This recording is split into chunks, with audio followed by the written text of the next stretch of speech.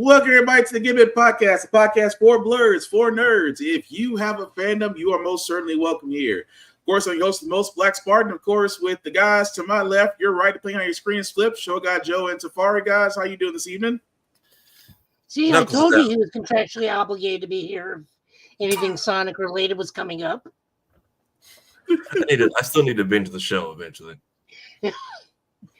Fair enough. I was literally telling him in pre-show, it's like, where's Tafari? I think he's like contractually bound to be here because of Knuckles. And then he said, you didn't watch Knuckles. It's like, no, he's still contractually bound to be here. I haven't watched it yet, but I forgot they like restocked every amiibo like over the last couple of weeks, and I ordered a Sonic one like a month ago. I forgot, and then I got the notification today. So I had to go rush to Best Buy and pick it up before they close. So you said Terry Bogard very weirdly. God bless. You know, I never got my hands on that franchise. I understand the Terry hype, but I had to get a Sonic, a Sephiroth, and I got the Advent Children variant of Cloud on the way. Fair enough. But much like we usually say, guys, we are a little bit of the older generation, so we do try to watch our language, but words do fly. At the same time, there will be trailers that will be shown that might be too intense for younger viewers. I'm fairly certain one of them is tonight. So again, viewer discretion is advised. Aside from that, welcome. So let's start off with the good news. Just because we saw it coming. Again, Ryan Reynolds doesn't disappoint us.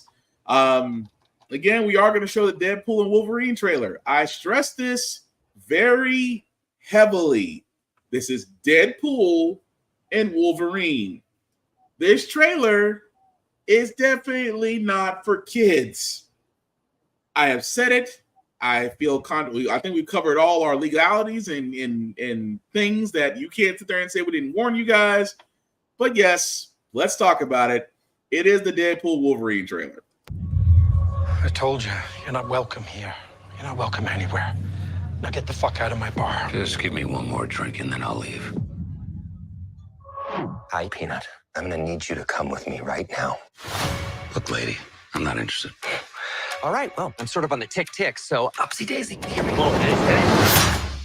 Oh, whiskey dick of the claws. It's quite common in Wolverines over 40. You don't want this. Unless you want to take a deep breath through your fucking forehead, I suggest you reconsider.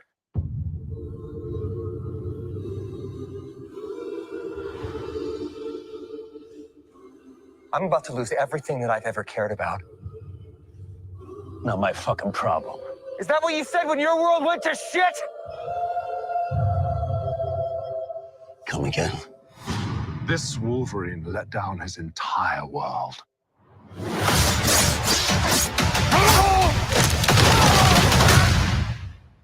Want to talk about what's haunting you, or should we wait for a third act flashback? Go fuck yourself. Life is a mystery. I don't know anything about saving worlds, but you do. Trust me, kid, I'm no hero. You were an X-Man. You were the X-Man. I am soaking wet right now.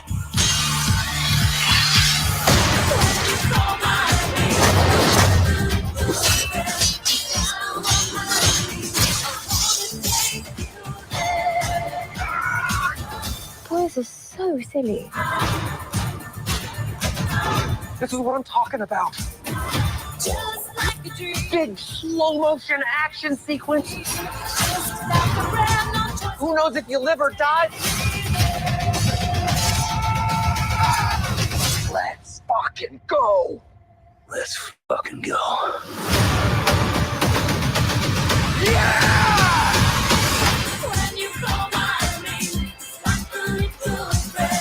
Want to do some cocaine? Hey, cocaine is the one thing that Feige said is off limits. What about Bolivian marching powder? They know all the slang terms. They have a list. Even snowboarding? Even disco dust. White girl interrupted? Even force bump. Do you want to build a snowman? Yes!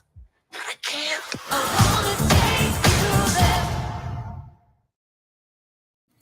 And that was a trailer, guys, for Deadpool and Wolverine.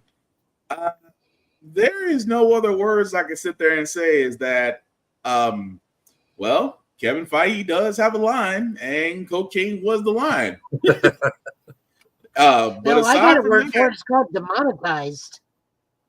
well, I mean that too. But we'll run that risk. But with that being said, there's so much to unpack from this. But I have to give Tafari props because Tafari of all people. If you don't know what Tafari does, number one, this man is constantly working. Number two, he always shoots the shot. And the reason why I'm building up to this is because of this here. Tafari, you can tell him what you did. You can go. You can take it. You know, it's funny. That was my second or third time putting up that tweet because I kept misspelling it, and then I thought it was like a goof account because there's so many on Twitter now, and then I looked and I'm like, oh no, that's the real Ryan Reynolds, and I'm just like, you want to come watch it with us, or can I at least? How do I secure my parents' invite? So, and my replies have been in shambles for days thanks to that tweet. I mean, but still, the fact that he turned around and said, for all those that can't see, Tafari did say, showed my parents the Deadpool Wolverine trailer. My dad's a comic head, so he sold the action. Meanwhile, my mom, great song selection at Anthony Reynolds, real Hugh Jackman. They're both officially on board. Again, we don't ever expect this, but Ryan Reynolds did respond directly to Tafari. I'll tell your parents I'll see them July 26th. If they have any questions during the film, I'll be happy to stop the movie and provide thoughtful answers in real time. A win is a win. I'm gonna call it what it is. A win is a win. But no, that is very cool to actually. I mean, we always talk about it would be cool to actually get responses back from the same people that that brought us these amazing things. At the same time, you got Ryan Reynolds to respond to you in the only way and fashion he knows how. Which again, I have to give you props for that one. But taking away from the trailer, fellas, anybody want to start with what they saw and what we probably will expect to see, or just guessing? I mean, right now, I know outside the very few things we've seen, and I'm just going to throw them out there. Of course, Giant Man's Head, which is a direct link to a Hank Pym story. The Red Skull, yes, it is. I had to ask somebody. It's Old Man Logan. I thought it was Old Man Logan. It's Old Man Logan. It's connected to Old Man Logan. They gave a backstory for it. They gave a backstory for Pym Falls. From what I remember, I guess it was more along the lines of what happened during the Old Man Logan. I have to go back and actually reread that exact comic of what exactly happened, but that's where it's being pulled from. So a lot of people are like, "Is Ant-Man dead in the MCU?" No, this is being pulled from Old Man Logan. So it is being pulled from a comic book story. Joe, which I had to give him credit for because he was the first person to call it.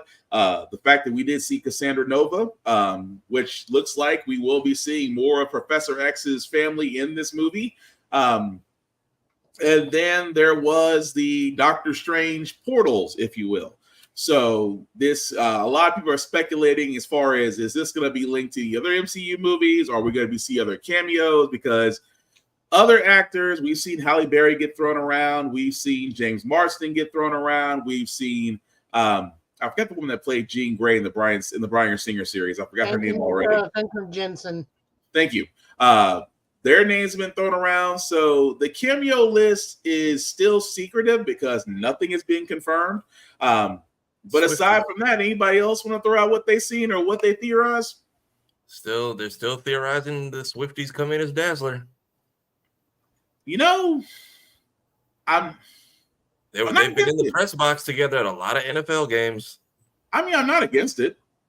I'm really not against it. I am not. But again, it's Ryan Reynolds. He trolls this. He does troll, so we really shouldn't be surprised about this.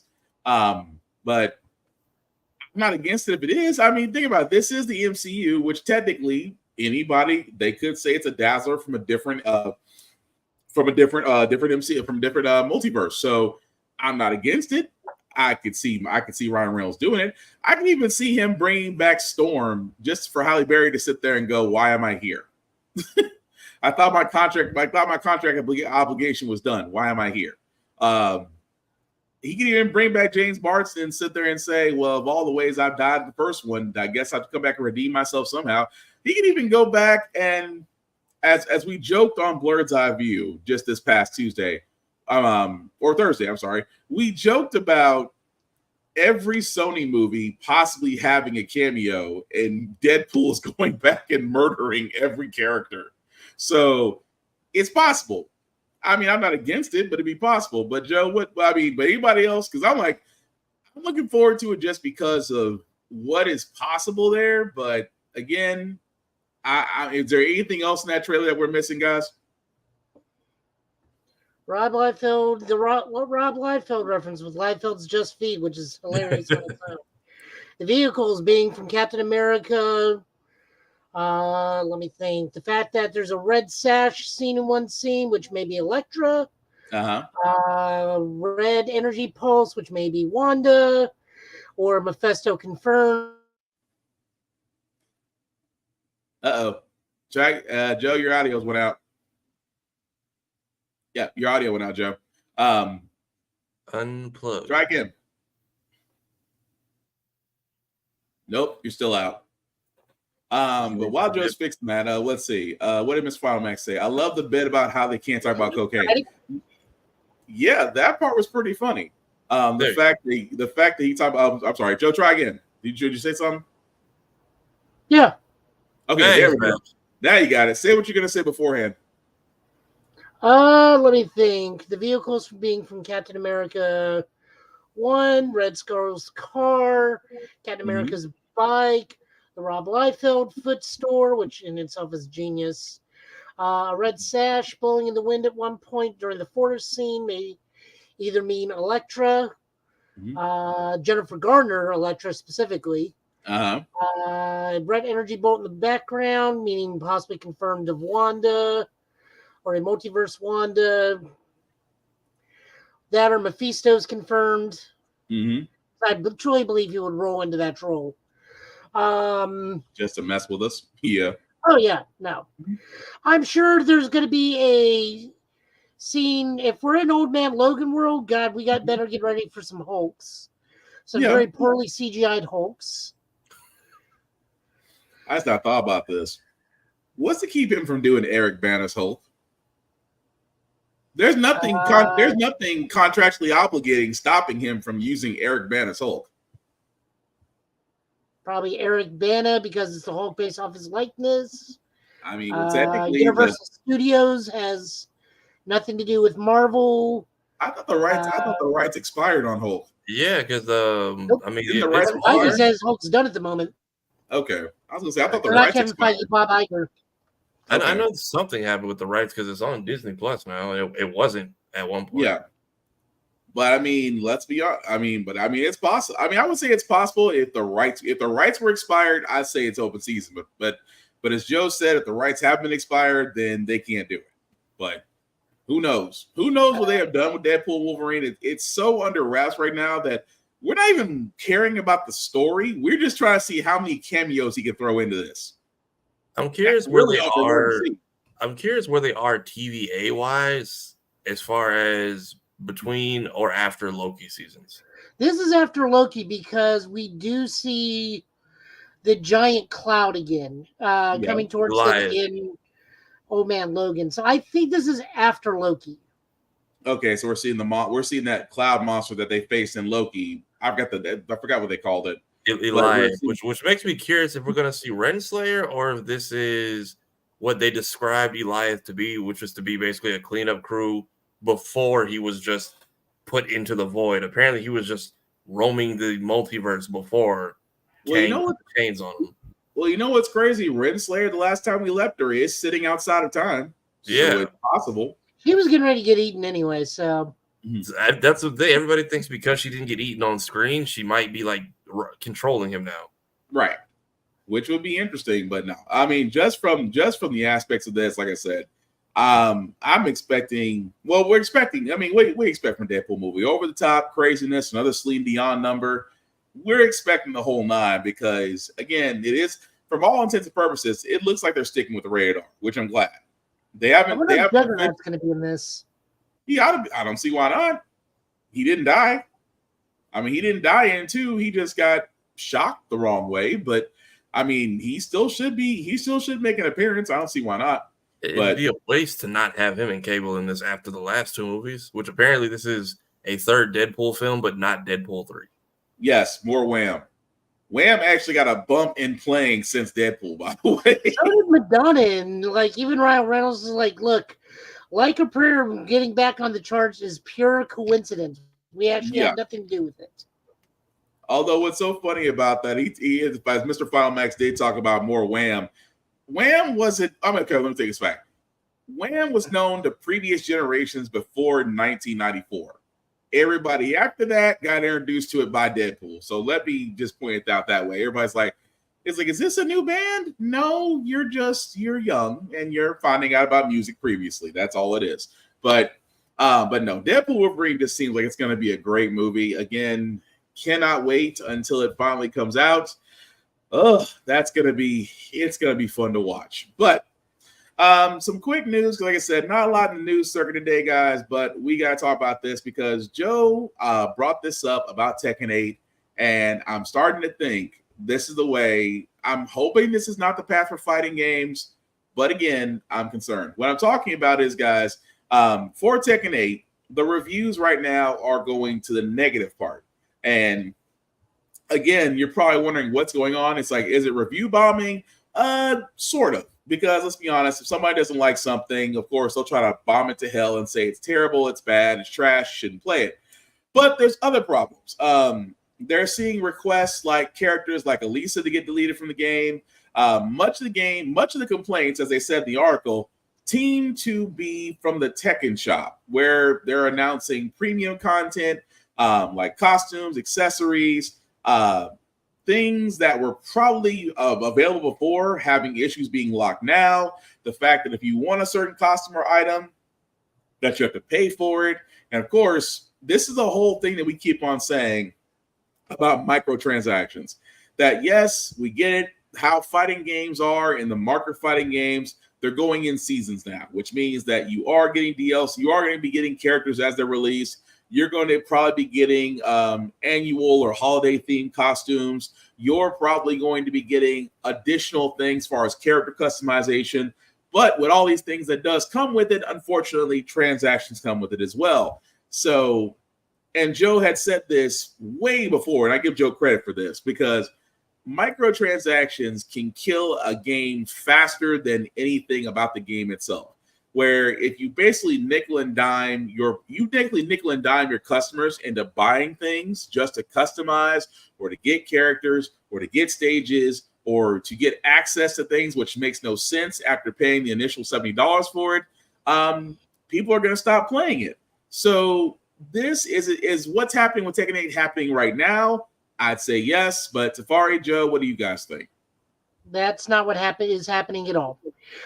So the biggest issue with this pass is that we are only getting cosmetics for avatars for the arcade scene, where it's our little me figures, and not the actual fighter figures itself. To access that, you have to do the premium pass, which gives you both character customization for characters and avatar thing. But that's not the biggest issue. That's still a microtransaction, but go ahead. No, not the way you think.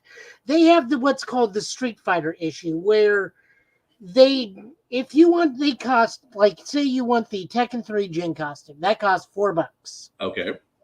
You have to spend $10 because there is no $4 increment. It's $10, $20, $30, $40. So what they're doing is, you pay the $10, you get the premium pass for $6. That gives you that extra $4 in order to buy the thing. So it's not even that it's microtransaction, is that there is no flat out way to buy the exact item you want. Now, the opposite side of this is something that Harada has gone on Twitter numerous times saying, hey, figured out this microtransaction thing. I mean, if you can buy something for the exact amount of money it says for without having to buy a bulk price, then yes, Smash Brothers did figure it out. But Harada has gone on record numerous times saying, it's like, if we don't do this, you don't get characters. You don't get stages. You But don't here's the get thing. this. That's still a weak sauce argument. That's still saying you have to pay more to get the exact thing that you want, but in order to do so, you still have some left over. But they're saying that, okay, in order for us to do or give you what you want, you're still overpaying because they can't give you the exact price. That's nickel and diming. I mean, you're not wrong on that, but the biggest issue is not the nickel diming; it's the bulk price. Yes. Period. And why? That's what that because a lot of players. And I'm sorry, Tafari, you about to say something? No, I didn't know anything because that's what I was confused about. Was why is it getting so many negative reviews this late after the release? And I guess this is just the fans' way of communicating their issues. Well, it's the thing that I've always sat there and said that with the future of how they do games and the fact that they've introduced fighting seasons into the fighting games and some games beyond that, especially like games like Apex Legends, Call of Duty, they introduce seasons. I get that to a certain extent, but it's almost like the Battle Pass system. I hate the Battle Pass system because you're telling me, because again, I always stress this very heavily. Whenever it comes to Battle Passes, you are paying for releases to digital content that you yourself do not own. You're basically paying for the right to use it. And if said developers decide at any time they want to pull it, you've lost your money because you don't get that access anymore. So again, that's what I've always hated about microtransactions. And it's the same thing here in fighting games. That's why for me, it's like, I'd rather just, don't get me wrong, I love fighting games, but I'd rather wait until the entire season's completed and then just get all the fires I want then. That way I know I have access to everything versus nickel and diming me to death. But that's just me. Like I said, that's just me on that. The other issue. Go ahead, Joe. The other issue we've had is that several prominent Tekken 7 people have come out to say the game is too aggressive, the game is not fun. To which a lot of us said, that sounds like skill issue. You can't adapt, shut up and move on. Because I understand these are highly prominent people. I give nothing but love and respect to Nee and Arslan. But your time is probably over if you have failed to adapt within the first 3 months of this game from your previous play experience. I'm sorry, your frame data, the frame data you analyzed for years, because Tekken 7 was out for literally years, does not match up with Tekken 8 anymore. Learn, adapt, or get out of the way for the new crew. Well, this is why I say there needs to be, for me, and I will say this because there is some hopefully adaptation to it, that you do have your casuals and then you have your ranked. Now, if you're playing in ranked, you got no excuse because ranked is only going to put you whatever your current rank is. So if you were doing okay, let's just use Street Fighter. If you were doing okay in bronze, worked your way up to silver, then gold, and then you're having difficulty in gold, hey, that's the nature of the beast. It's where you're at. But if you don't have like a casual area where folks that just want to come on and play and, not be subjugated to somebody who's just trying to beef up their stats or things of that nature, I can understand that argument there. But if you have an area for casuals and you have an area for rank, then just stay in casual. That's the easiest solution, personally. But I also agree with you, Joe. It's just that you are going to get those folks that, let's be honest, if you can't adapt to a fighting system that's been put out there, you cannot ask the same people who develop that fighting system for a handful of others who may not be able to master it. You can't sit there and say, well, we need you to water it down because we can't adjust to what the current system is. You can't ask folks to do that. No, I mean, these are Evo level players saying the game's too aggressive, systems are broken. Now, Tekken actually did just go through a big patch where they had some issues that they had to fix and are still fixing some other problems. Characters still an issue. Eddie Gordo plays so weirdly, and the Eddie Gordo thing on its own is its own issue because if you don't buy Eddie Gordo, you can't actually download anybody using Eddie Gordo Ghost to practice against. You have to physically buy. You have to buy the character. So that goes back to your nickel and diming thing. Like that's a whole. That's a huge issue. To where even if I don't own him, I can fight against him, but I can't get your ghost to practice against him. That's a problem. Right. But like for people of that high caliber, I can only assume it's because you've memorized a certain amount of frame data over the multiple years of playing this game, and now that frame data is obsolete and you can't move forward. Which I say, oh well, get out of the way for the new names. No, that's I'm in Red Rank. I'm in Red Rank. I know these guys are in like the purple and black ranks. They can get over their bad selves. Yeah. But Safari, the Nicola. I just saw this like before we got on. So I'm like, this is perfect. Oh, it is perfect because I know exactly what this is. So for all those that are wondering what the nickel and dime is in a nutshell, this should help. Wow, you guys, you got a really good game here. It seems like you paid a lot of attention to detail and you all really cared about this game. There is passion in this room. Thank you so much. Yeah, we just worked really hard, man. I don't know how we pulled it off, but the team is amazing. Remove half of it. What? Remove half of the game. Then we'll sell it back to them as DLC. What? No! We can't! Do it. We'll drip feed them content that's already in the game. But they'll blame us! I don't care! They'll hate us! Money! We can't! We can't! No! Put a day one pre-order. I won't do it! Please! Wow. Yep, that makes sense. That is 100% accurate. I feel like that's a direct response to the Tekken Cross Street Fighter debacle, where they found out that half the cast was already on the disc. Yeah, which is still, or it's even worse when it's disc lock content. Remember that whole entire issue where you had to pay to get access to what's already on a physical disc, which I thought was still that's crazy. the Tekken vs. Street Fighter thing. It was like 20, like I thought. Wait. Besides that, wasn't 10 another or 12 extra characters were already on the disc. Yeah, there was another game though that was like that. I don't know if it was on the disc, but I know Ashura's Wrath. They basically sold you the ending. Yeah, that too. But it's gonna bug me to death now. There was another game that had disc lock content that you had to pay to get it out, and it escapes me right now. And I was making such a big qualm about it when it first came out, but I'll have to go back and look. But yeah, it's crazy that we talk about this at the same time Evo Japan 2024 is going on, which I have to find footage of that to see exactly what's going on. For all those who don't know, the Evo tournament, as Joe said, one of the bigger Evo tournaments that used to be here in Las Vegas. I think did Capcom buy Evo? If my memory serves me right. I think Sony did.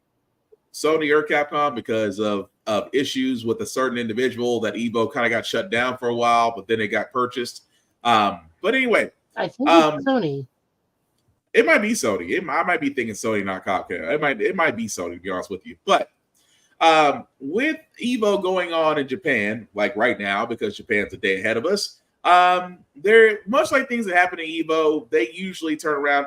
Thank you, Mr. Final Max. Sony bought Evo. Thank you, sir. That's what it is. Yeah, so what's actually going on right now? Usually, Evo guys, they usually either release news about games, fighters, DLCs, things of that nature. Most likely, what we think will probably come out, of course, Akuma for Street Fighter 6. They might show gameplay from that. I'm looking forward to it. Akuma is one of my favorite fighters out of Street Fighter 6. They also may show more of Tekken 8, which means that usually around this time, we already know that Eddie Gordo is already a known character. They may actually show who's being released in summer, possibly autumn. Again, that's a toss-up. We don't know as of yet. But because it is Evo, they do have a tendency of actually showing who it actually is. Guilty Gear Strive, which again, we're going to be seeing the last DLC character for that possibly. And also Fatal Fury, City of the Wolves, they'll probably be showing their first demo, which means that those at Evo Japan will get to play it, you lucky SOBs. But I think that got confirmed recently. Say that one more time. I think that got confirmed recently that City of the Wolves is going to have a demo. Okay. Because lucky them, they get to play it. And also, Grand Blue Fantasy versus Rising will also have their next DLC character showing there as well. And then the Hunter x Hunter Nin Impact, which again, for all those that don't know, is going to be another fighting game. I did not know Hunter x Hunter had a fighting game. This was news to me. So if this, oh no, go ahead, Joe. So Tafari probably knows what I'm going to say. Go ahead. This thing looks like hot dog shit. Like this thing looks don't do that like hot shit. So it's a 3-on-3 CVS style fighter where your max roster is 16 characters. You gotta hurt. Why do you go? Oh, well, there goes. And then they've already shown the dude with the glasses has a corner infinite already in the demo. Well, there goes my anticipation. Damn.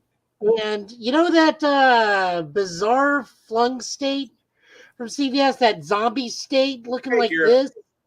Yeah, that's what everybody looks like when they fall. They all have that bizarre zombie state. I saw clips of it floating around Twitter, and I was like, okay, this is like an early alpha build, or somebody got their hands on like maybe an early trailer from Evo or like some test stuff, and then they dropped the official trailer with that same footage.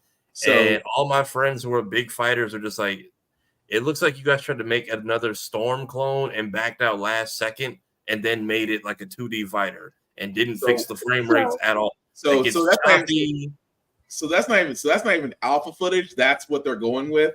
That's what I thought it was until the trailer dropped with that same footage. I'm like, y'all need to put this back in the oven. Yeah, yes, Lizzie. It is Hunter x Hunter news. I'm just excited about it. Hunter news. You might want to listen to Joe and Tafari because apparently they got to see some clips of it, and it ain't good. It's not good. So before I saw the footage, I saw Justin Wong say, I just played Nin Impact for 2 hours and it felt like 10 hours. And I was like, oh, that must be really good. Then I looked at the trailer, like, oh, he meant it this way. See, that's what's going to be terrible. But also, I closed that a little bit too. That footage? Say what? Will, can you find any of that footage? Let me see. I think they dropped the official trailer because all the footage kept getting leaked. Let me see if it's actually out. Yeah, see, you can find that far while I explain. Because I did forget two other parts of that. Outside of the Hunter x Hunter, which again has already just took the winds out of my sails, we might actually be seeing news of a brand new Virtua Fighter game that's currently in development. They may or may not show it at Evo Japan 2024. Also, the game 2KO, formerly Project L. They're saying that it's possible they may show a demo of it. As of right now, it's not confirmed for that. But no, those are the only two things I forgot to mention off the Evo Japan 2024 board. But dang, that hurts my heart that Hunter x Hunter, you would think for a beloved anime that you're looking forward to the game, and y'all have seen footage of it, and it's trash already. I mean, the other issue, I think, here's the other problem I think we have with the Hunter x Hunter fighting game is that if we are using the most prominent characters in that show, there's actually not that many. That's what other people were saying. I've never watched Hunter x Hunter, but people were saying like, y'all don't have a lot of people to fill out a roster. So what are we doing? Yeah, like they have like the Naruto, this initial Naruto problem where like you got to use those 2 water ninjas from episode 2 to fill 2 slots because you don't have a large enough cast in the grand scheme of things. Now, okay, there we go. Please, if a streamer or a gaming channel has to put out your trailer first, it's usually 50-50 if the game is good or not. Anime fighters, yeah, that's true.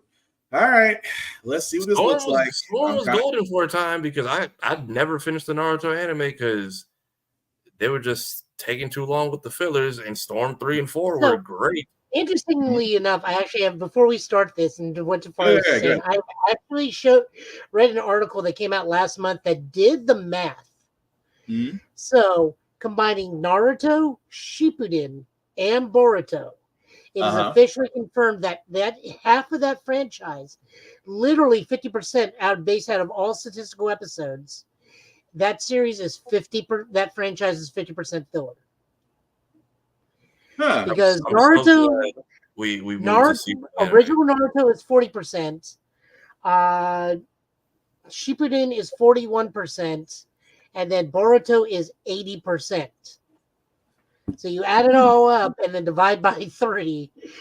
That franchise is 50% filler. Which kind of confirms what a lot of people were saying about that. Dude, they ran it into the ground. It was just like the best way to do that Naruto franchise is to play the video game.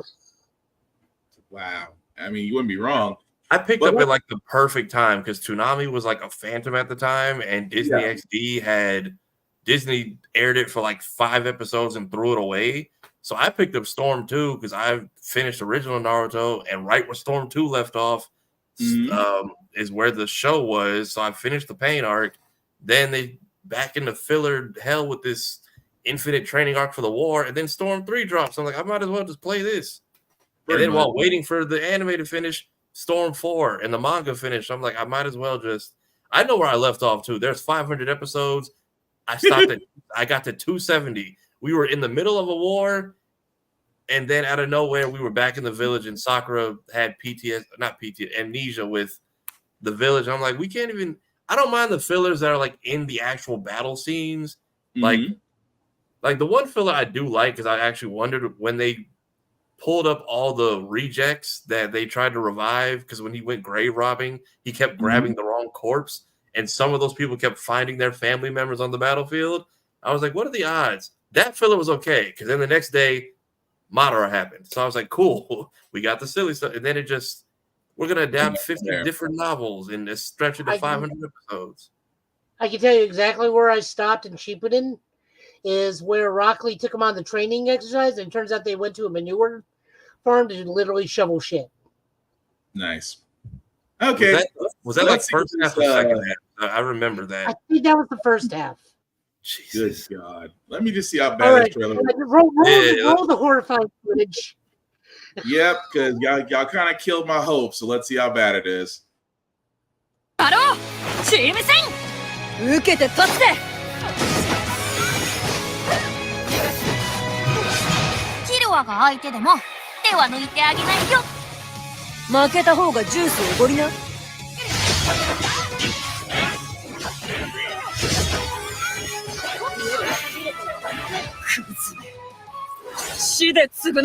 こういうやつがいるからやめられねえ。殺しはな。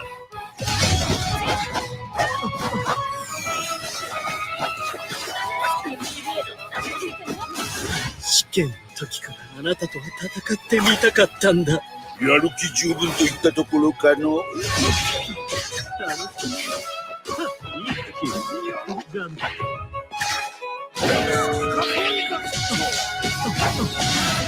じゃんけん悪いな。ゲームオーバーだ。いい加減にしやがれ。捕獲する。死神クイズ。回答者はいらない。百式観音。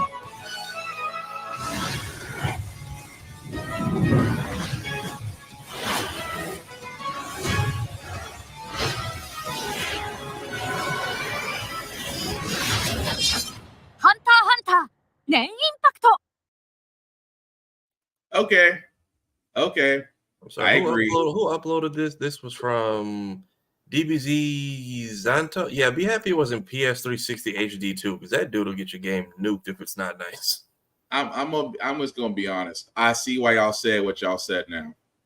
I thought it was early test footage because I'm like, the most polished thing is the intro animations, and you didn't even make their mouths move. Like, what in the world?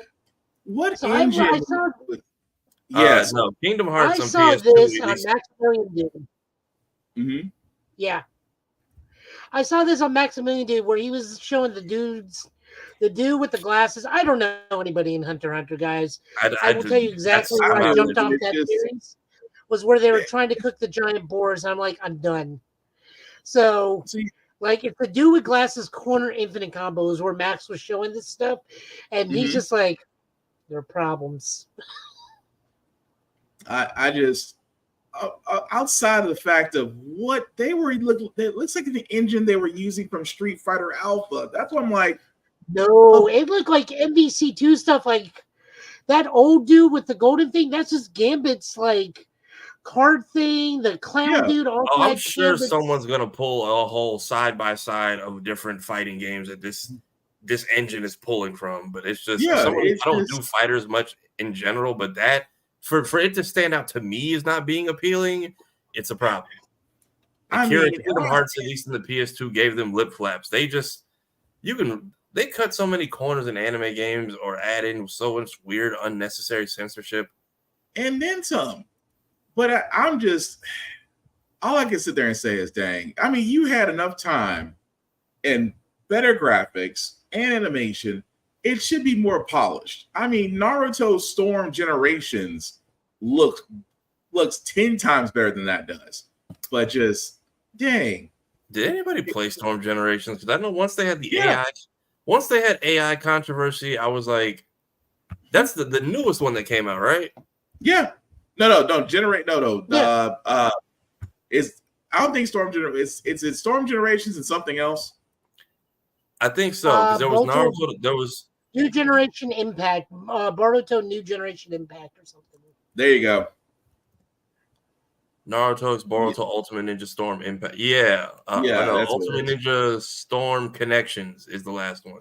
Yeah, that's what what was the story? They had like an evil Naruto and Sasuke that were possessed or something. Yes, it's supposed to be following what happens in Boruto, where they're briefly possessed. I feel like the game had a hype, and then the whole AI controversy just kind of ceased all conversation. But man, Mr. Clay Fire 33 and the third was way, but you ain't lying. You are not lying, sir. But just that hurt my heart. That just hurt my heart. Yeah, Storm is fortunate that they got that engine in that formula first, because now everyone is just called a clone. But that could have been any anime beforehand, and they just happened to be the right ones to get it. That is true, but we gotta figure out how to recover from that one, because my God, that was good and terrible. But anyway, show the Ninja Turtles. Yes, Ninja Turtles. Thank you.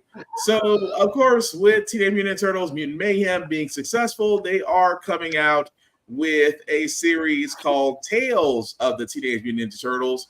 And really quickly, guys, let me get the trailer pulled up so you guys can see it. Let's go! I love the movie. Say what?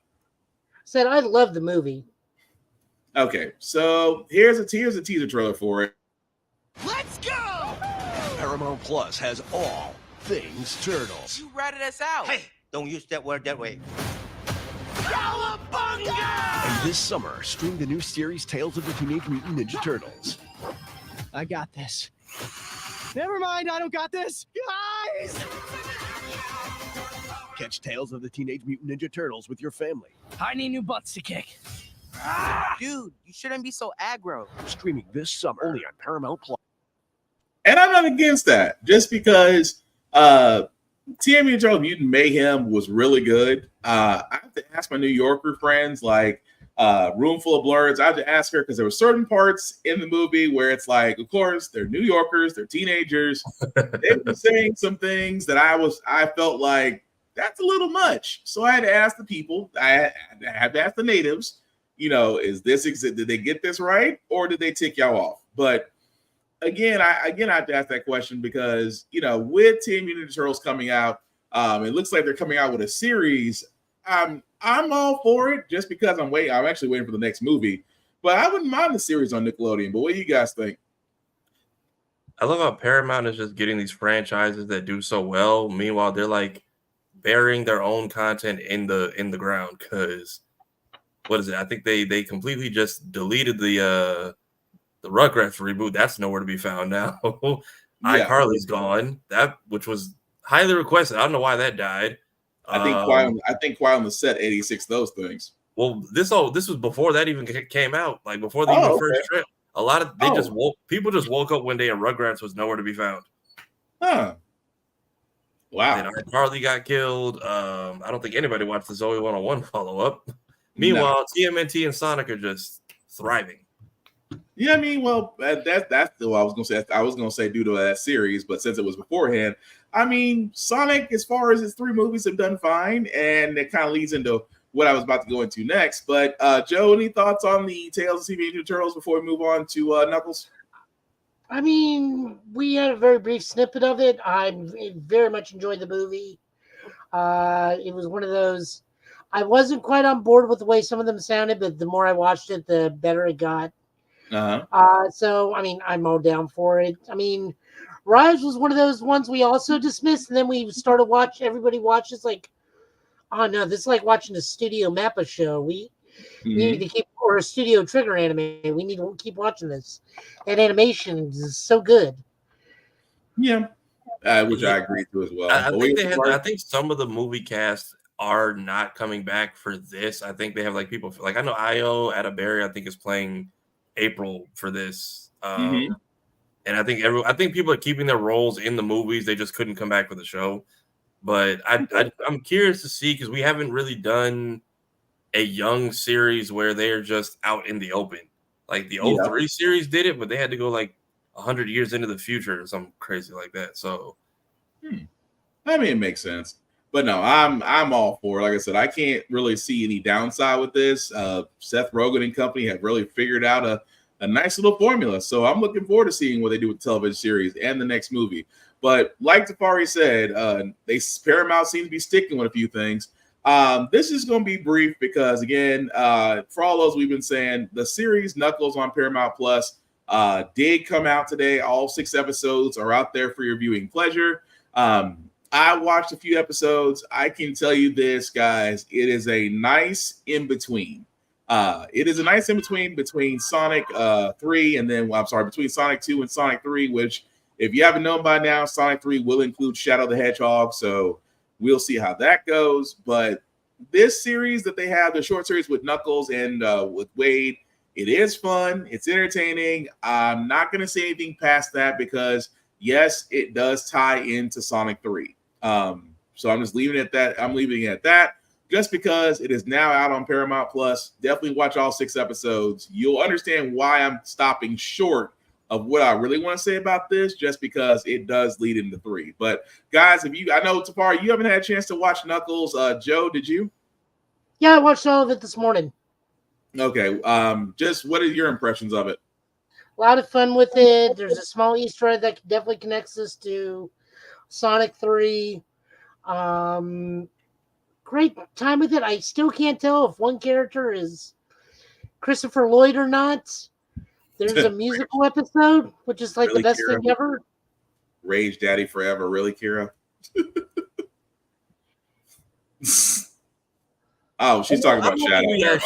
I'm hoping we actually see how Shadow gets put on ice or whatever that process was. Because that... Well, without going too much into detail, it may involve bowling. Don't worry about it. Yeah, I was gonna say, Tafari, your question kind of gets answered in the series. Okay, because we go into the whole, so many things that like Sonic Adventure 2 is so great, but there's certain things you're just like, how did this work? Like I didn't realize till I was older, like, oh, that final message from Ivo Robotnik is before the firing squad. Also, why did we film this? And he was able to program. He was able to program an ultimate weapon from like a jail cell under like 50,000 feet in the ocean. Why did y'all give him a computer at all? That is a fair point. But yeah, your question. I really loved it. It was a lot of fun.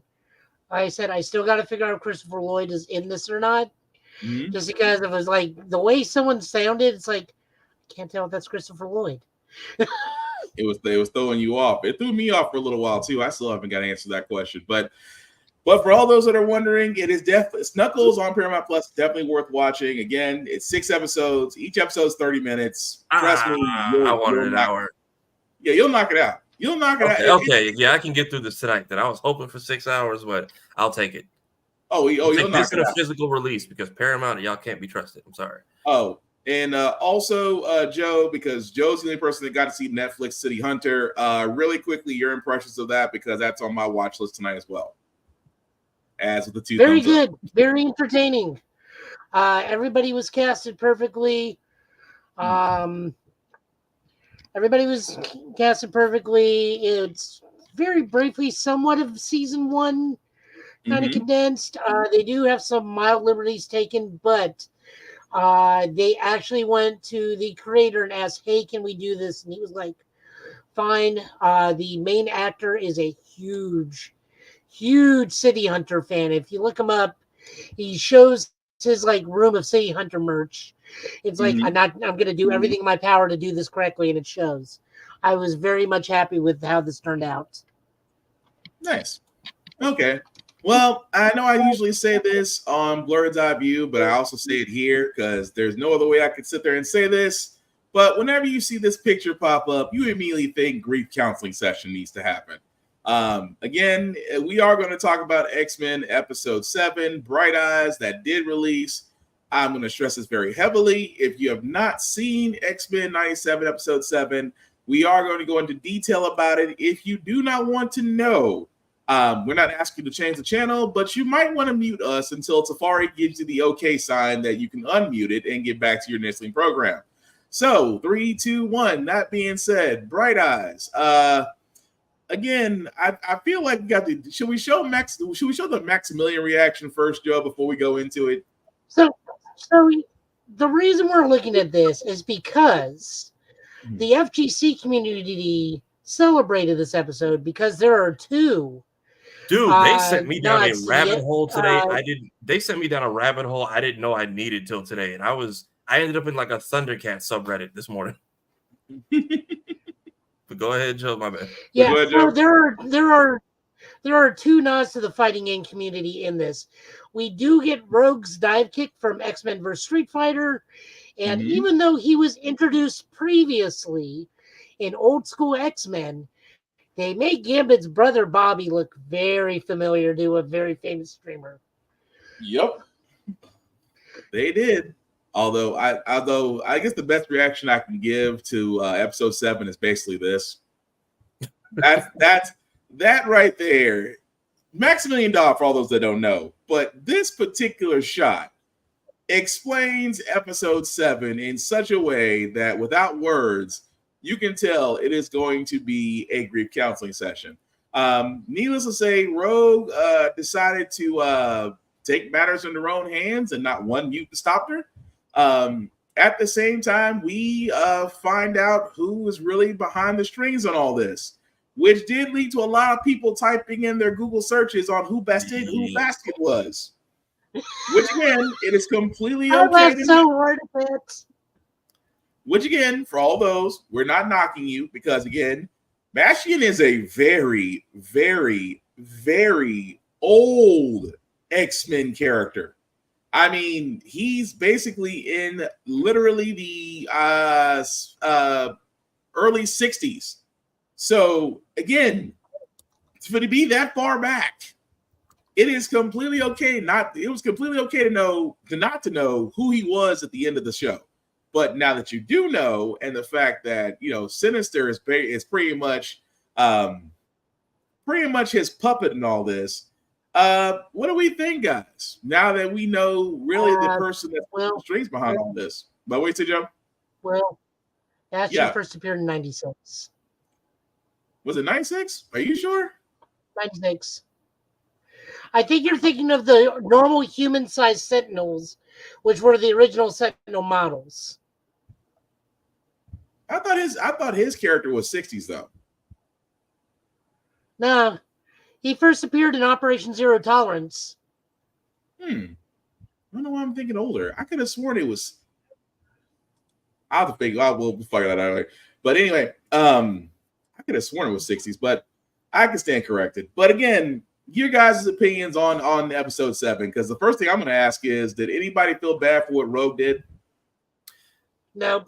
That's why I said no, each because episode. he literally owned up to it. It's like They did this to my man. Yeah. So again with that, and also, just like a true pimp, they always come to claim you in death. Damn. I mean, you're not wrong, but damn. But no. As far as that goes, as far as the episode goes, it's oh wow. I'm not gonna say it was a body There's count. another way you can sum this episode up. Go for it. Yeet. Basically, yeah. I thought about just naming the title of the blurs. I recapped that. So episode 5 was Genosha Grief Counseling Session. Episode 6 was the Milky Way Ghetto Town Hall meeting, and this episode I just said Rogue did nothing wrong. The only true casualty was Captain America's shield. See, I thought I wasn't great. I thought I wasn't crazy. Then why does it say first appearance X-Men 52, May 96? Yeah, they do. I feel like it's weird. They take weird factors into original stuff now. You got to do a deep dive. The first X-Men 333 was June 96. We'll clear that up later because that's because now everybody's searching and the results are probably getting muddied. Yeah, so we'll cover that. We'll cover that bridge later. The Yeet seen around the world. Go ahead, X-Men started in 63. It's impossible for it to be issue 333 in 63. I usually assume the triple digits are like a third run. I don't know. I just get stuff graded and let them label it how they do at this point. Yeah, we'll leave it. To the X-Men thing. We'll figure out the Bastion thing in a moment. Yeah. I love the Captain America cameo. I love the fact that we are getting cameos of a larger universe in this series. Captain America ticked me off. That's not my Captain. This is perfectly right for Steve at this time period in 96. He had okay. You're not wrong. Let me first say this. You're not wrong. But you can't sit there and tell me that they didn't feel like that was the Captain America that would have signed the Accords. But that's a Captain America in a different universe where the Sokovia never happened. True, but it's the same mentality. It's almost like Walker, except without the humiliation. No, Steve in this time period, 497, he is right where he is. He is trying to trust a new government. He is running the Avengers, which at this point, we got to remember, the Avengers are a C-level team at best in 97. Yeah. They get overtaken by the Thunderbolts comic very quickly. True. Because the Avengers and the Fantastic Four are about to die to Onslaught in a year. Yeah. So because their books aren't selling. Yeah, that's when we get wiped out, right? Yep. So Steve is right where he should be. That's just the part that bothered me, though. But I don't blame Rogue for kind of throwing his shield halfway across a mountain range. Oh, no. I mean, that's the right thing to do because he's got to go get that because that's like... That's what my thought was. I'm like, can we just get an end credit scene of him just with the shovel? Just like, where is he? Still looking for it. There's so much good in here. I love we also get an Incredible Hulk nod because Thunderbolt Ross is in the base like, you can't get to us. This is built to withstand a okay. Yes, ma'am. Sorry, ma'am. He's in Mexico, ma'am. Yeah, it's built to withstand a Hulk, but an Omega level mutant. Yeah. I don't think it's really designed against storms, literally. But Storm wasn't the one that did it. It was Rogue. Yeah. I'm sorry. I'm getting my mutants mixed up. But hey, look, man, hell hath no fury.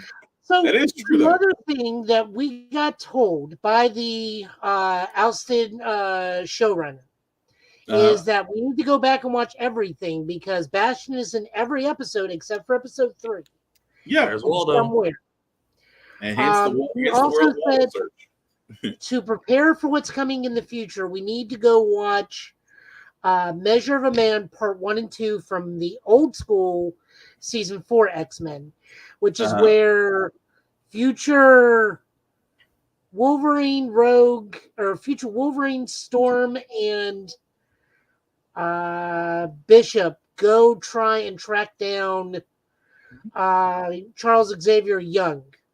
Yeah. We have to go watch those episodes to prepare for what's coming. Well, he already told us that Leech and Callisto are dead, so which is interesting that, and we talked about this. We talked about this on Blurred's IV too. For the guy who has written this entire first season of X-Men 97 to be very candid about talking about it, that alone makes me wonder. It's like, because we talked about this, like he didn't do anything outside of, we don't know. Let me take it back. We don't know exactly what got him canned from 97, but I think it is fairly obvious at this point that he's going to definitely need to be back for the rest of the second season at this rate. Because if this was his direction in writing, it is going to show once episode 3 of season 2 passes. But I mean, don't get me wrong, I'm digging it. It's interesting. At the same time, I can't wait to see what happens when Xavier and Storm both show up. That's going to be an interesting ass conversation. But for those that did watch episode 7, guys, let us know in the comments what you think, what's probably going to be expected, because like I said, we don't got too many episodes left in the 97 run. I think they only gave us 8. I want to say it's 8 episodes that we only get, so it's like one more. So it's going to be interesting to see exactly what happens. But Joe, anything else you want to add to that before we move on? Yep, my girl Emma got her secondary mutation in a very close way to the comics, and she where still it was trauma based. And she still came with the lipstick. I mean, it is what it is. 10 episode first season. Mm-hmm. So we're on episode 6. We got 4 more episodes. Yep. So I thought they only gave it 8. So we got 10. We got 10. Oh, because Zero Tolerance is a 3-parter. Oh, I thought we had 8 of it. Okay, I stand corrected. We actually have 10. All right, well, cool. But before we move on, No, you're good. I was going to ask you for your final thoughts on episode 7 before I talk about this Xbox series contest that they all can enter in. Oh, same thing I said when we watched the show. When Morph asked, "Oh, is this who we are now?" I was like, "Well, between the teleporter, the telepath, and the Morph that didn't try to catch this man, yes." Yeah. And then I didn't realize that was a Marvel versus Capcom thing that Rogue did, because then you had people trying to say it was like originally like a Gundam or a Gurren Lagann thing, and then apparently I didn't know like the intro sword slide from Thundercats was like an anime reference too, and I ended up going down this old 80s and 90s rabbit hole of who did it first. I mean, it's like the Akira motorcycle slide. You can name about 5 different things. It's been 5 different things, and 5 different people have done it. I thought it was just the slide. I didn't know there was so many others. Yeah. All that. Do you know who originated the Akira slide? Wasn't it Kamen Rider? Nope. Officer T.J. Hooker. Really? Captain Kirk does the power slide stop. So, I thought you were talking about he's not only known for the power slide stop, he's also known about the slide across the hood. I don't know. I guess I've only seen him do, because he loves talking about it. It's like the power slide came from me. I did that all the time in the show. Oh, but yeah, this is I think this is doing a good job of blending like for the casuals and the hardcore fans, because I know nothing about That's when Bastion showed up. That's officially where my head was just like, okay. And then Bo confirming like, hey, y'all were supposed to. He's been in every episode except 1. So if you know, you don't. If you do, or if you don't know, you don't know. If you do, congrats. And now we need to basically go back and play Where's Waldo. And on top of that, we have. So much happened at the end. Bastion's been here apparently the entire time. You're just gonna get suffocated and not fight back. Apparently, I get that Rogue like drained your energy, but still, Cash Shield is probably never getting found. Then there's the fact that Magneto's hostage in this old like Scooby-Doo barbershop with Shi'ar Tubi on the TV. Like, how do you even have this frequency? It was kind of creepy at the end, but what you say, Joe? He's Bastion's a miniaturized master mold.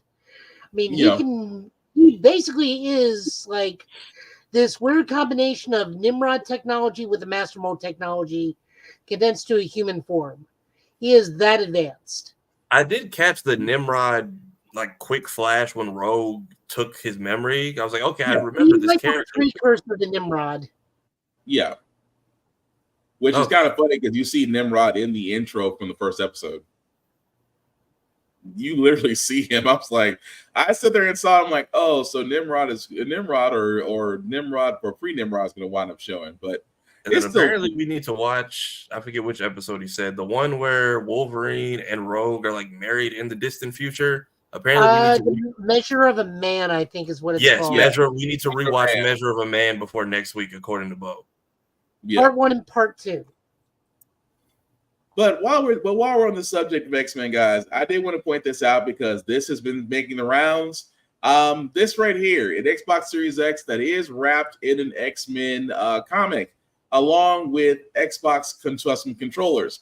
Now, again, good news, you can win this. Bad news, it's not for sale. Sorry, bots. So the only way that, guys, you can actually win this Xbox Series X for Xbox, you have to go onto Xbox on X, formerly known as Twitter. And from there, you can either, of course, follow it, retweet it, things of that nature.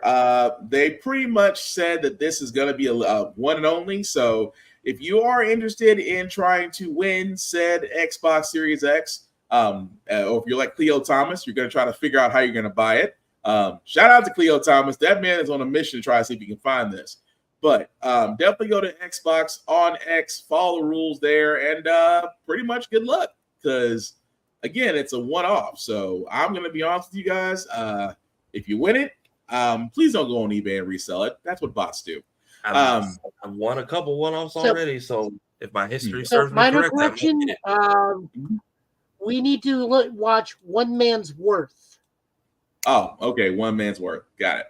I just remember, I remember the screenshot he posted. I'm like, I do remember that because it caught my attention, and we just kind of threw it away. Where they basically just go in loop trying to stop Charles from getting killed and fail like over and over. Okay.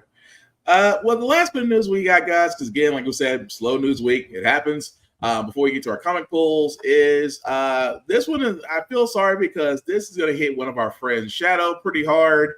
But yeah. Boom Studios will end their 8-year Mighty Morphin Power Rangers comics run. They did announce the end is near for the Power Rangers with the final issue, Mighty Morphin Power Rangers Darkest Hour #1, coming July 23rd, 2024. Writer Melissa Flores will pen the story with art by Simona Di forgive me if I mispronounced this, Guy Giafensi, and colors by Raw and Yugilo. Again, this says a lot because I know a lot of people did enjoy the Power Rangers run. I know me, Joe, and Shadow here have covered a few issues that we've done here on Get Bit for Power Rangers. So it looks like this is kind of being the wrap up for this. I was trying to see if there was a reason because I was kind of trying to speed read through the article. But this is actually their, I guess, the last story they're going to be telling, Darkest Hour, as you can see the cover there. But yeah, and it's variant cover as well. So, Joe, do you know by any chance? You may actually have some background on this. The reason why Boom Studios may be ending their Power Ranger series run. I think they're probably getting ready to reboot the line because we're moving in towards that time frame where the Power Rangers reboot may be happening soon, and they may need the comic to be support material for whatever the new franchise is going to be. Okay. That's my only logical thing because like we have gone so far on the alternate reality path from original Mighty Morphin Power Rangers where it can feasibly no longer become Power Rangers Zeo or Turbo or anything else. So they've gone as far as they can. So I think the only choice is to do like a little hard reboot now. Which would make sense if they're going with the U.S. version of Power Rangers. So I guess it would make sense they want to line up with the television show. So that's a fair point. But that in and of itself just got an interesting thing because Hasbro has now contracted Playmates to handle all form of Power Ranger toys. really interesting because they're like adding in certain things that we're not used to. They even mention blasters in this thing for change. Power Ranger weaponry is very rarely made these days. Although you think from a toy standpoint, because let's be honest, toys are what sells. So it's going to be, and like I said, the fact that they're ending it makes me think, like you said, they just could just be go ahead and ending it now and then just coming out with the show. Because let's be honest, merchandise and toys always sell television shows. Don't believe me? Transformers right now is taken by storm with the Megatron and the Optimus Prime and the Dinobot, which again, I'm not gonna lie. Bumblebee, they just haven't advertised it. And there's a bump. Oh, good lord! So that tells you off the bat that I don't know what's the cost of those toys, because I'm pretty sure it's somewhere between $4 and $5. The Megatron is $800. My birthday is coming up June 7th. I'm gonna just send you a birthday cake at that point. I don't know if I can do 800 for the 800 for the gift card. Right, that's a L5. That's a lot of gift cards. But no. Here, let me see if I can pull it up. This Megatron is something to see. Because I'm just saying, don't get me wrong. As much as I love those toys, my God. And even IHOP is doing a toy giveaway with Sonic now, which I don't get how we have 3 movies in the one franchise named after the one franchise with the same name, and the favorite food of the character hasn't tried once. That is kind of saying a lot, though, ain't it? Like it's just a missed marketing opportunity. Like we've been talking about chili dog since '91. Instead, the pancake place went and got it. But what's so crazy about that? If you really think about it, because actually my wife pointed it out to me because she literally called me her Garfield because she made lasagna, and I'm like, you know what? I wasn't eating lasagna that heavy until Garfield. That's a fair point. And at the same time, I really wasn't eating that much chili dogs till Sonic. So yeah, that the only reason I ever tried one and liked it, and then I'm just like, how are we 3 movies in and you let IHOP swoop you underneath? But yeah, they have like a contest right now on Instagram. If you like just comment, they're giving out gift cards and Jack specific toys. But you would think for chili dogs, you think somebody would have compromised on that. Yeah, it does bring it down. You're exactly right. But yeah, before we get to the comics, for all those that don't know the Megatron toy that we're talking about, this is what it is right here, guys. I'm just gonna mute it. The toy has a commercial? No, don't mute it. Don't mute it. There's reasons. Megatron, leader of the Decepticons. The archenemy is here. Introducing the world's first auto-converting Decepticon robot, Megatron by RoboSen. Designed with a modern aesthetic and supervised by Takara Tomy Japan. Yeah, that name sounds Megatron expensive. stands at 21 inches tall, featuring more than 4,500 premium materials and powered by 118 chips, controlling 36 high-precision servo motors, enabling fluid transformation and actions. Decepticons, attack! Crush them! Crush them all! Interact with your Megatron through an extensive library of voice commands. Voiced by Frank Welker, the Megatron himself from the G1 series. Or command him by remote control using your mobile device. Beyond the built-in actions, customize your Megatron by programming unique actions and sequences through the app. Or use easy programming mode. Now you can make him move without your phone. Fierce and formidable, Megatron will win any fight for Cybertron when equipped with the light-up Energon Sword and Energon Mace.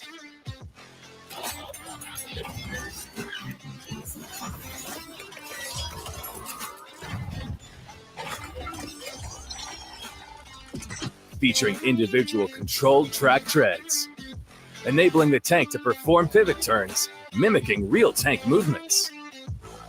Nothing will stop Megatron, featuring 4 tank shells that shoot up to 60 centimeters, powered by an advanced electric spring release mechanism.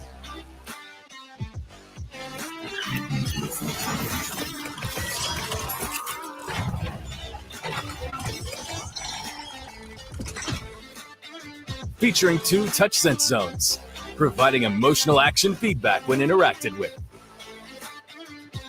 Now you can get a more accurate battery reading in the battery indicator. Megatron will never run out of Energon ever again. Try and stop me, Prime. Nothing can stop me now. Not even you. It's time to finish this. A pleasure to see you, goodbye.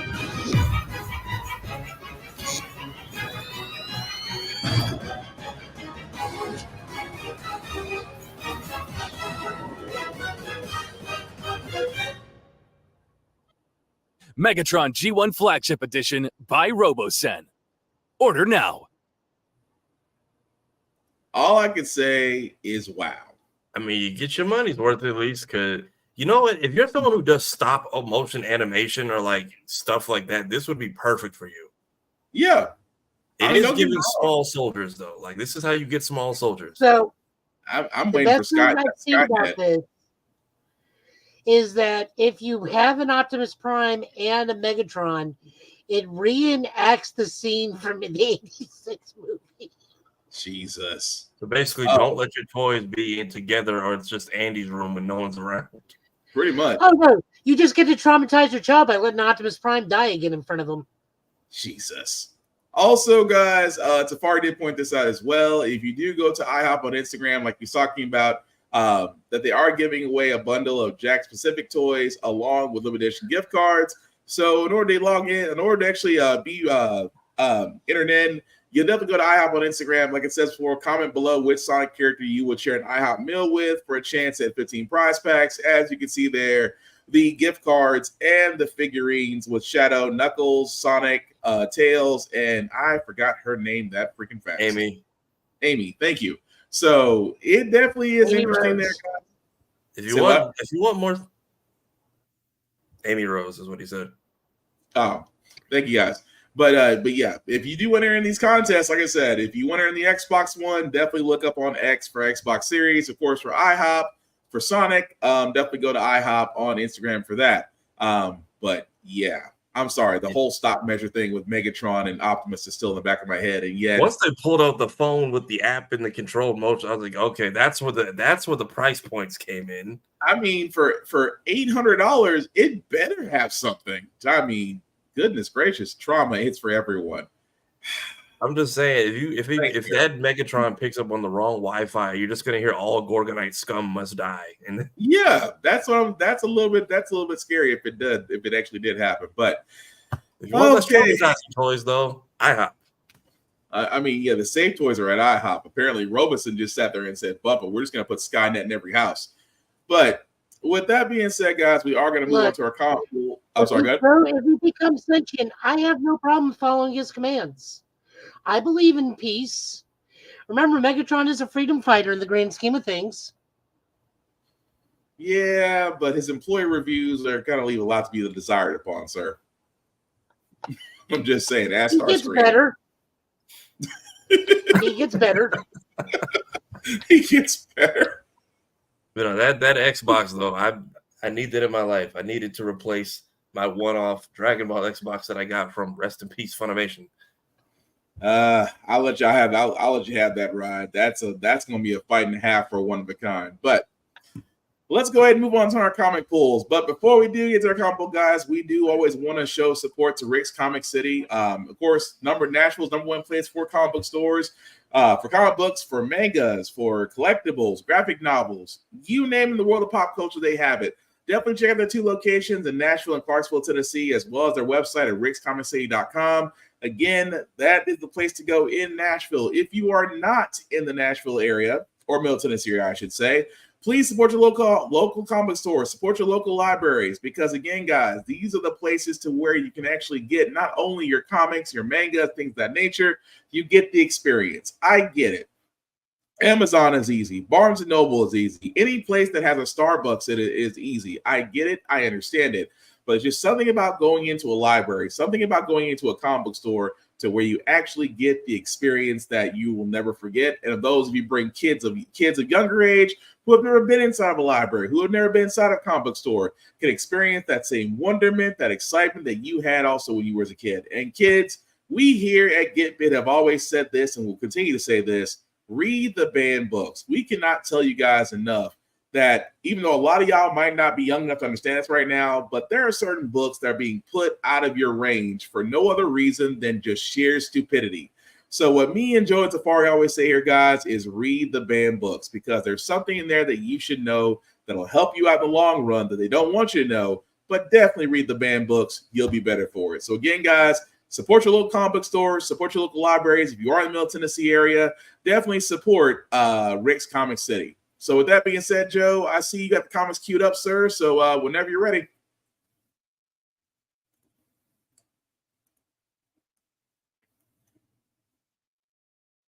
And you're muted, sir. My mic is now unmuted. Okay, now we can hear you.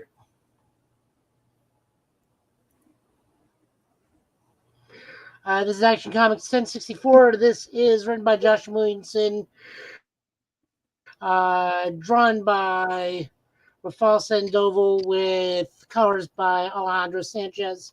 This is the start of the big Superman plot that's going to be going until Absolute Power takes over with the House of Brainiac, where Brainiac just decides, hallelujah, it's raining Lobos, and then Superman has to find Lobo, and Superman literally, like, very comes close to killing Lobo. Lobo's like, okay, whoa, what's going on? It's like, why is all of you coming down? It's like, there's no clones of me outside of Crutch, and I don't want her a part of my life.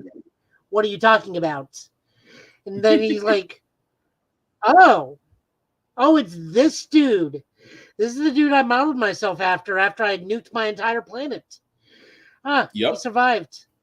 Okay, so we're gonna need to get off Earth, but because of Green Lantern, Earth is now quarantined from the rest of the galaxy. So what do? They get space motorbikes to break the quarantine, meaning Superman has a space motorbike to match Lobo's now. Mm-hmm. No, that's pretty much it. But it was still a good issue, though. The fact that they're trying to use Lobo's race with Brainiac, which is actually setting up for the next event. But no, it was a good issue. And Lobo I just like that Superman nearly kills Lobo. Yeah. He grows back from like any piece of him that gets cut off, right? Yeah. That's his ability. Lobo literally can't die. But he can't apparently be beaten to death because he was telling Superman, back off. I haven't done anything. Pretty much. But yeah, it was a good issue, though. We are moving on over to... Oh, yeah, no, I loved it to death. Moving on over to Wonder Woman number 8. This is written by Tom King, drawn by Dan Sampere with colors by Tomo Mori. So the king of the president of the United States, I think that's his name. Sovereign, yeah. Has Wonder Woman trapped, the sovereign of the United States, Wonder Woman trapped after her gigantic colossal match with all of her villains that she lets live on a constant basis. Although for Diana, that's a choice she actively chooses. It's not like Bruce, like, the rehabilitate. No, kill the Joker. You'll save more lives. But anyways, so he traps her in what is the biggest lie she's ever lived, where she is a 1950s housewife to Steve Trevor. And then eventually she really dislikes this and breaks loose, and it does not go well for that poor old man. How can I put this ever so nicely? This was probably for the better part of this issue. I didn't like it. I mean, I kind of felt like they kind of pulled a Batman animated series with the Mad Hatter kind of giving Batman the life of Bruce Wayne, and Bruce thinking the whole entire time Mad Hatter has figured out his identity, and it just didn't gel right to me. I mean, don't get me wrong, near the end, you're right, she does eventually break it and, has the Sovereign by the neck, but really, for a lot of the direction it went for this issue, it might have not been for me, but I couldn't get with it. I couldn't get with it. I tried. I couldn't. That was the point of it. It's supposed to make you uncomfortable because the Sovereign's using quotes from the Bible to keep Wonder Woman in this this reality she doesn't want to be in. Yeah, but it's how can I put this so nicely? It was almost predictable that the Sovereign would try to get an Amazon to submit. It's almost like the last of wise. You only can do so much. But it could have been a different direction, though. I mean, that's just me. Like I said, I know this is probably going to be the one issue that's going to have that's probably going to be split among Wonder Womans. Don't get me wrong. The entire run of Wonder Woman so far has been great. This has just probably been the one issue I just couldn't get behind. But I know some people on the other side are going to be like, well, this was great. It may not have been for you, but the whole idea was supposed to be unsettling just because, again, you're getting an Amazon to submit to 1950 standards. At the same time, she's literally fighting herself. So I get that part. It just wasn't for me. Here's how I looked at it. It's Diana has always been about her freedom. Is why she refuses to marry Steve Trevor. Yeah. So the one thing that is the direct opposition of her is not even subjugation, just being married, being a dutiful housewife, not wanting I don't want to sound derogatory because I love this series, basically making her Mrs. Cunningham. Mm-hmm.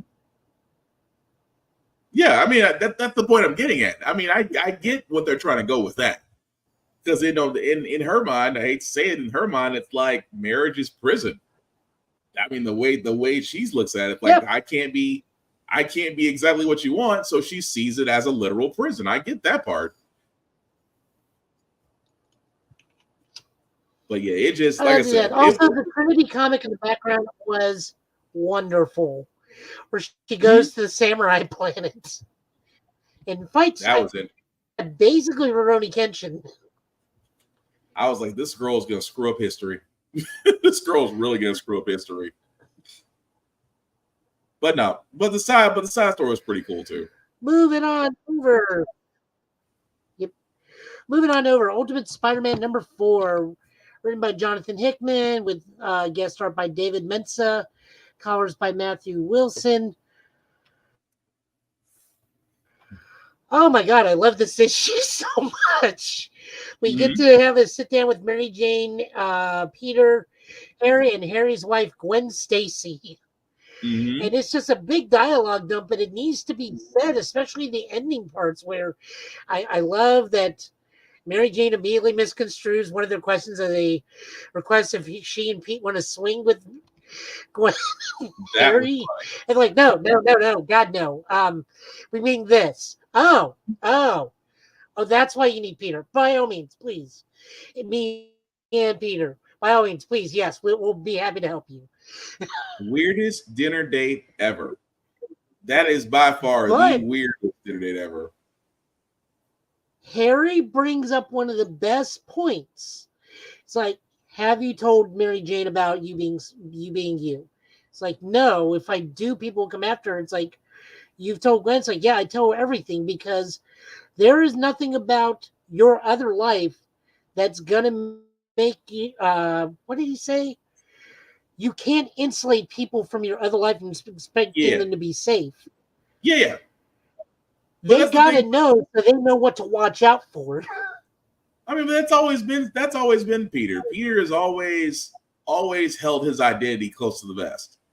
And even in Ultimate Spider-Man, as he basically regains his role, it's like, yeah, my daughter found out by accident, but I can't tell Mary Jane. How's that gonna go?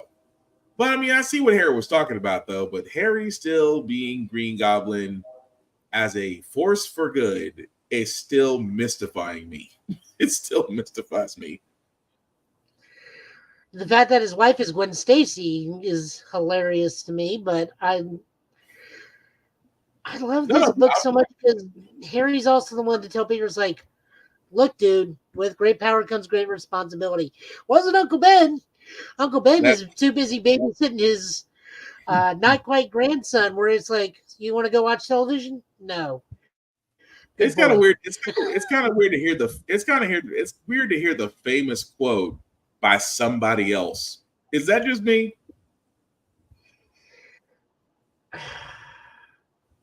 I understand why you say that, but that's because we only get like maybe a few pages with kindly old Uncle Ben. Yeah. Where this is the Uncle Ben who's been alive since like forever. So we don't see an uncle through the eyes of a 16-year-old. We see the uncle through the eyes of a 30-year-old. We're just like, God damn it. I gotta make a paper with Jonah. That's fair. It's just the more I thought about that, just to hear Osborn say that iconic line, it just like it feels weird because all I hear is William Dafoe's voice. I mean, Tom Holland gave us like his own remix version of it in Civil War. Right. That's the thing about it. It's like every time I hear it, it's like this was my problem during the entire read of this comic. That every time Harry talked, I heard William Dafoe's voice. And don't get me wrong, I loved him. Loved him as Osborn, loved him as Green Goblin. I cannot separate the voice from the character to save my life right now. You should, considering the voice you should be hearing is James Franco. I should. James Franco is Harry, not Norman. Yeah, but you are, and again, 100% right about that. But every time I hear Goblin, my mind goes straight to Defoe. Oh yeah, no, that's 100% accurate. But you're 100% every time right. I hear Goblin, I go right immediately to the '90s series. Gotcha. But no, it was a good issue though. But it's going to be interesting to see if he does tell Mary Jane his identity, which I still doubt he will. I think he's going to be forced to at some point. Maybe. Moving on over, Black Panther 2. Black Panther issue 3, written by Brian Hill with art by Stefano Caselli and colors by David Correll. We get to formally meet Killmonger and Storm, who I am confused if they are married or not. They didn't look married. They look more like allies. They look Like more like they're allies. definitely like a couple or allies or a couple, but like they also kind of give off married vibes sometimes by the way they talk to each other. Yeah. But the whole thing of just the disrespect though, it's like the King of Wakanda does not know everything. And it's like, well, damn, just I know my own country, but I've never seen this structure before. It's like, oh, well, there are things here older than the Panther. I was like, there's a reason why Killmonger, although Killmonger is not the Killmonger that we know him to be from the MCU, but it's interesting the fact he says this level of, out here we don't have servants, we hunt for our food. I was like, I can hunt, good. Then you can clean this, but make it like animals did it. It's like, damn. There was a little bit of sass. Now, my favorite thing was like, it's your land, you're cooking. Yeah. But the whole thing about this though, of course, with Storm being the fact that what they showed him at the end, like I was trying to figure that out for the life of me, what that orb was supposed to be, that big globe orb looking thing, and it was like all they said was, well, we don't know exactly what it is, but we know that Khonshu cannot have it. So it does set up for an interesting issue 4 as far as them explaining what that is. But no, I am digging the Ultimate Black Panther series so far, and the fact that Storm has always been beautifully drawn. Thank God, because I was a little concerned. Anytime somebody draws Storm, I feel like there's this contract out there that says, look, you can destroy any other character out there, but if Storm does not look beautiful, you're fired. I kind of feel like that's it. I feel like that's an ongoing contract with the Storm character, that she has to look radiant and everything. If she does not, you're stuck. You're never going to work in Marvel Comics again. But no, I did dig it. It's an interesting issue. No, go ahead. I was just gonna say, like, this attire for her, I kind of like say this is Pirate Storm. Yeah. Just from the way she's dressed. Yeah, it's giving Jack Sparrow. It's almost like that. It's almost like that one. It goes back to that Tanishi Coates run of how Storm looked. Not all the way Queen of Wakanda, but not all the way Pirates of the Caribbean either. Kind of in the middle. But I'm not knocking it. I dig the look. Good book all around. Next up, we have Fall of House of X #4, written by Jerry Dugan. Art by Lucas Wernick and Jethro Morales. Colors by Brian Valenze. This was a good one, ultimately. This is just the X-Men still fighting against Orcus. Nimrod nearly kills Scott, but Magic gets him out there. And Charles has finally turned himself over to Orcus to Rich Playboard. It's like, look, I know what your end game is. You want us out of the way, so that way the humans are easier to kill. Why don't you leave us alone? Kill the humans. All we need, and it's been proven, is an island. And we'll get back on the mutants will get back on our island, float away, and you'll never hear from us again. Meanwhile, he's like contacting Scott, tries to contact him. It's like, Charles is getting ready to fuck us over already. And you can't blame Scott. I'm sorry. Nope. You can't blame Scott because Scott's like, we listened to you the first time and you got most of us killed, and now you're expecting us to listen to you again? He said, forget you. And then he's on, and you use the mansion to bring me back to my childhood. I'm surprised he didn't blast him on sight, honestly. I know it's a mental teleportation of it all, but I'm like, you still could blast and let him know that he's not wanted. The whole idea that Charles is sitting there and he's going, I have to save my kids, but you still want to go the pacifist route. Literally, the strongest telepath. You could end the war right now, but choose not to. This is why I say Charles is not a pacifist. But I'm sorry, I'm going on a rant. I'm sorry, Joe. Go ahead. Charles dreams differently than the rest of us. We'll just put it that way. Pretty much. Now, it's a good book. This continues to set up everything. I enjoyed it. Moving right along, we got Fall of the House of X #2. This is written by Kieran Gillen with Luca Maresca doing art and Federico Bleed doing colors.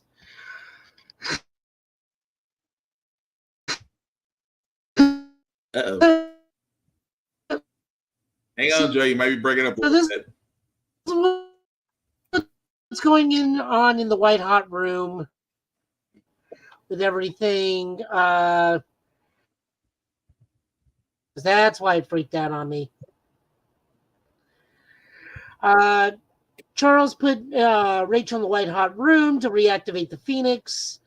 They are also getting ready to do a funeral pyre in the white hot room for Jean, because if Jean dies, the Phoenix absolutely gets waken up and then does. But Jean's like, the Phoenix is a little weirded out and frightened right now. Maybe we need to hold on just a moment. Meanwhile, Apocalypse is carrying around the literal corpse of Krakoa just to get it back onto the island to rejuvenate everything.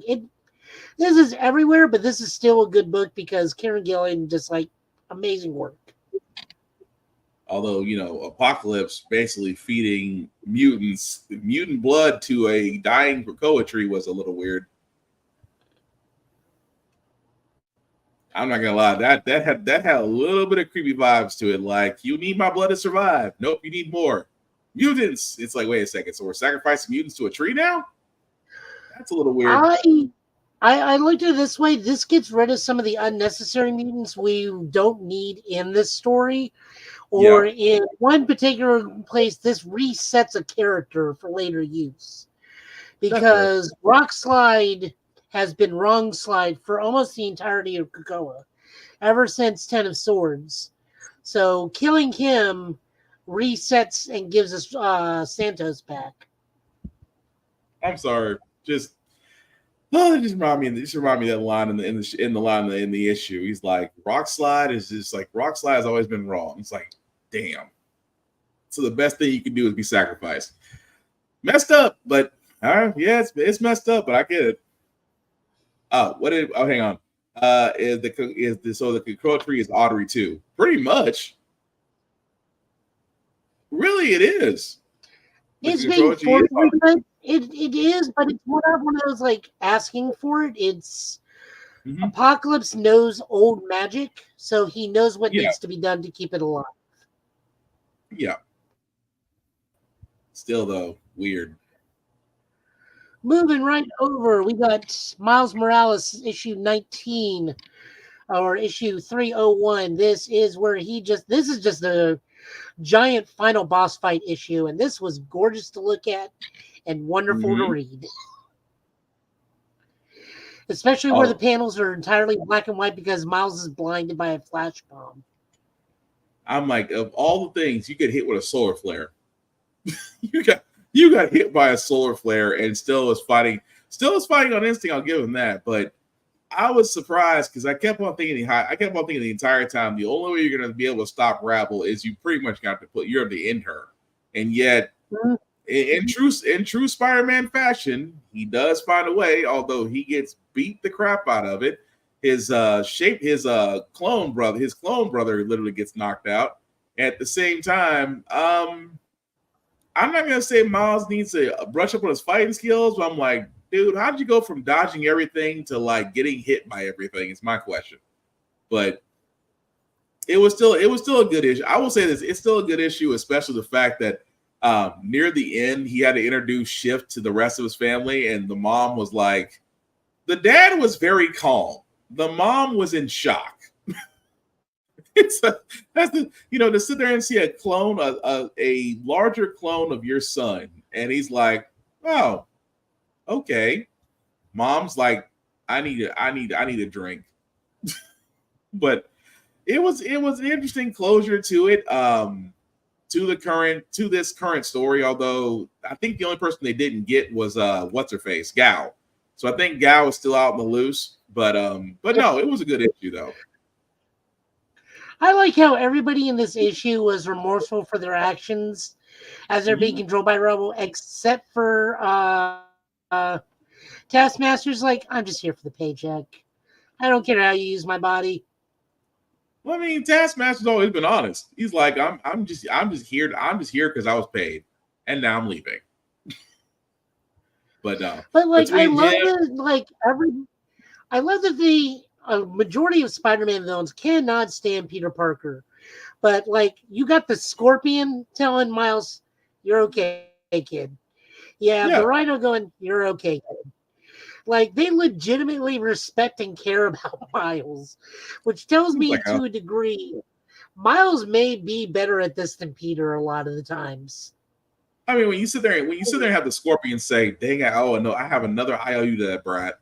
He's like, as Matt is telling Prowler, it's like, "Dang it, oh that I owe that run another IOU for saving my life." Does that mean you gotta go straight? Don't push it. Damn. This is the whole. But you got a point though. It's almost like all the rogues do have a lot more respect for Miles than they do Peter, which is kind of saying a lot. I think it's because Miles doesn't trash talk them as much as Peter. He's just like, look, I need you to do good. I don't want to do this. True, but what's a Spider-Man without a one-liner? I mean, that's kind of what he's known for. Miles Morales? I mean, that's true. I mean, without the one-liners, you are just Miles Morales. I mean, there has to be a trade-off. You get exceptional one-liners or invisibility and venom strikes. Either one. Yep. So, by the way, this is written by Cody Zabel with art by Federico Blee and colors by Brian Valencia. So, next up for Miles, we get Blood Hunt. Yep, vampires. Moving on over, we get Cobra Commander. This is number 4. This is written by Joshua Williamson with art by Andrea Molina and colors by Annalisa Leone. Cobra Commander's fight with the Dreadnoughts comes to a close. He finds what he's after, and then the Nemesis, which is The dude that's been guarding, it's like, mission complete. Now it's time for mission 2. We don't need you. Pretty much. He's like, we found the scientist. And then, of course, at the end of it. No, go ahead. And then, of course, at the end of it, one of the drones like, if you spare us, we'll take you to somebody that'll give you an army. His name's Destro. Mm-hmm. And Cobra Commander's like, go on. Yep, and then we get introduced to Mars, which is kind of funny to see Destro. It's like we're going that origin story, which is kind of reminiscent to what G.I. Joe with Channing Tatum and Marlon Wayans in it with Mars, with the guy from Mars trying to say that he was Destro, or even with the traditional mask in the background. So I mean, don't get me wrong, this was also a good one. It's just the fact that, we kind of saw the betrayal coming the moment it's like you found what we needed, so we don't need you in Cobra Law anymore. And yet at the same time, Cobra Commander pulls an Iron Man. I'll give him that. How in the world do you sit there and basically have a pulse reactor ready to go at the same time? It's like, okay, you didn't think I was prepared for this? But it does make sense. He is him winding up with Destro does eventually set up the private army, which again on the Duke side, which once we get back to that issue, makes me wonder where Duke is going to wind up at. But no, Cobra Commander this week was definitely good. I think my favorite part of this one was the fact that he, for all intents and purposes, he made infant Insecticons for a hot second. I mean, hey, if you're gonna have a plan B, you might as well have a plan B that puts down a flapping vampire. What'd you get that game? And then we finish out the night with Mighty Morphin Power Rangers 119, part of the Darkest Hour storyline. This is written by Melissa Flores with illustrations by Simona D. Galifants and Mark Arena. Colors by Raul Angelo with assistance by Jose Enrique Fernandez. So this is going to be almost a Key and Peele joke here in a moment, so my apologies. So they learned how to beat Dark Spectre, or at least counteract the evil morphing energy, because we were often told too much peak energy is dangerous. How about too much white power?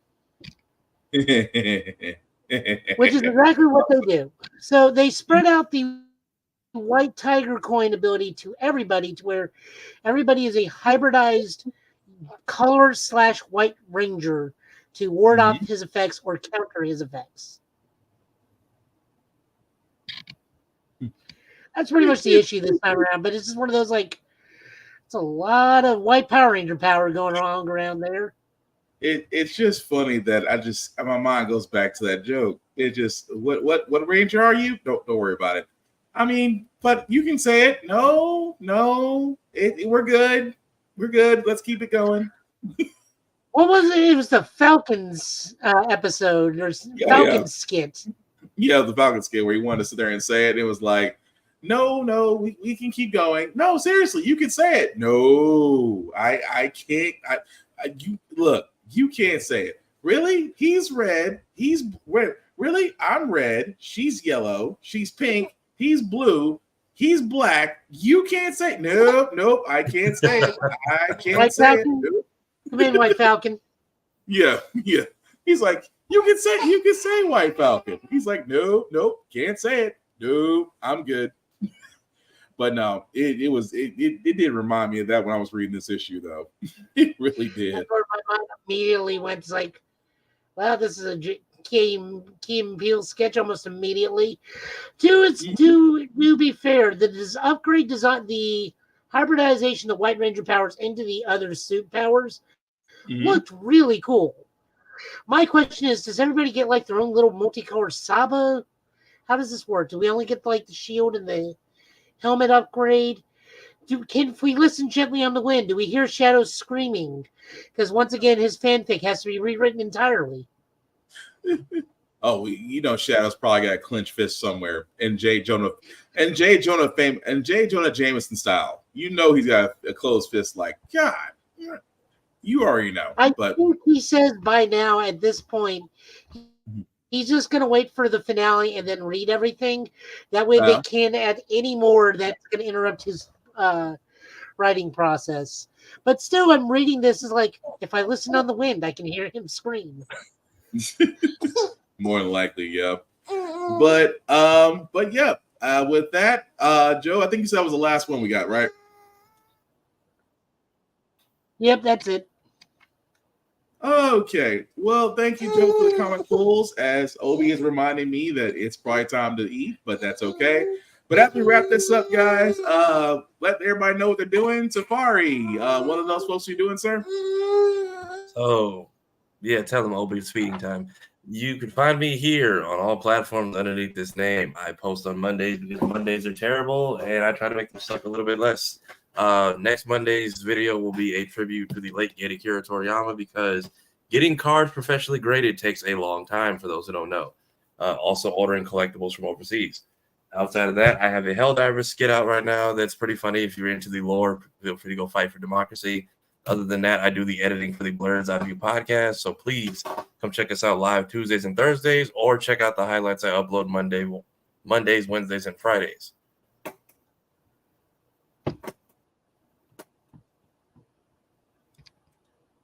Like transition. My bad. Hang on, I got you.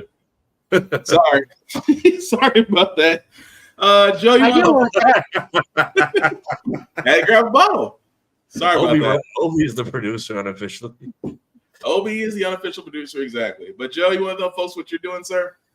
Tomorrow I will be in Murfreesboro for the Thai Lao Food Festival. There is also a mini anime convention going on at the Clarion in Murfreesboro tomorrow.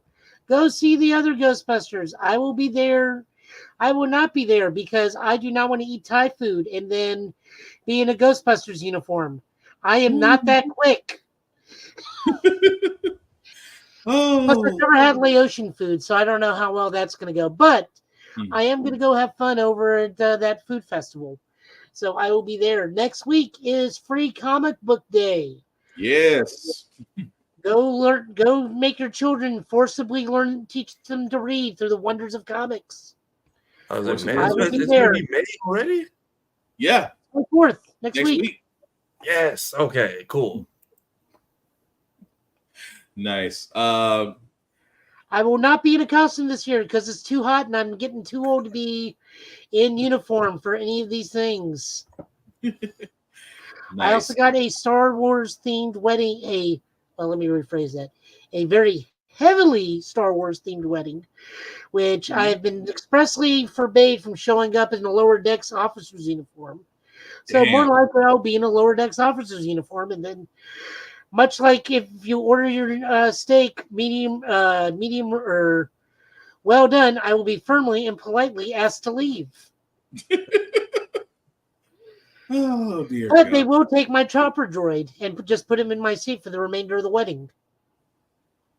They're gonna not the chopper droid. Also, May is Asian Pacific Islander month. So if you go to Middle Tennessee API, you can see what all of our events are going to be for this month. We will be at the soccer stadium. We will be at the baseball game. I get to go to my first Sounds game next Friday. Nice. I hope it's fun. It's baseball, so that can go two different ways. Oh, Sounds games are definitely fun. They really truly are. You're not gonna get disappointed. Then just, good food all around, all through the month and various events. So please go over there. I am also learning how to edit videos very slowly, very poorly, extremely poorly. Everything was a trial by fire. So trust me.